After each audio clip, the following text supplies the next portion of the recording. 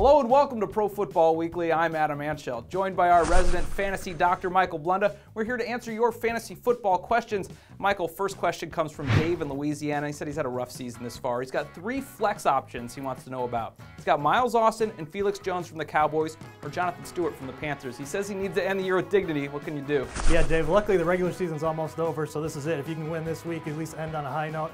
3 decent options. Jonathan Stewart came back last week, played pretty well, but he's splitting with Mike Goodson. I don't know how much I really like him this week.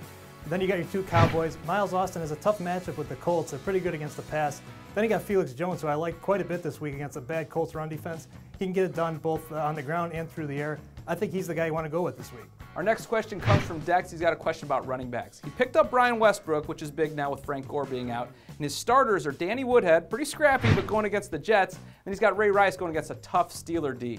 Should he sit one of those guys for Westbrook? Yeah, it's tempting. Westbrook looked really good on Monday night against the Cardinals, ran for over 100 yards and a touchdown.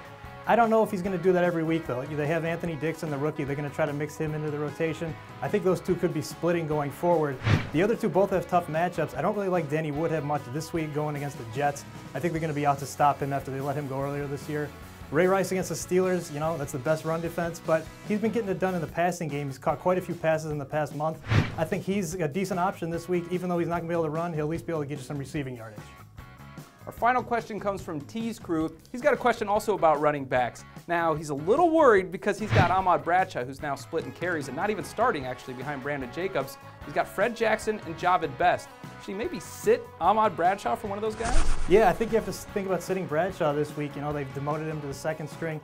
Brandon Jacobs starting for the Giants now. Fred Jackson's been really good the past few weeks, has almost 500 yards combined and 5 touchdowns. I think even though he's a tough matchup against the Vikings, he's a guy you have to stick with because he's been so hot. I'd probably play him this week over your other options. All right, thanks, Doc, for your diagnosis, and we'll keep checking back with you as the regular season for fantasy football winds down. Get all of your questions answered. You can email them at fantasydoctor@pfwmedia.com. For all of the best fantasy football information, go to profootballweekly.com.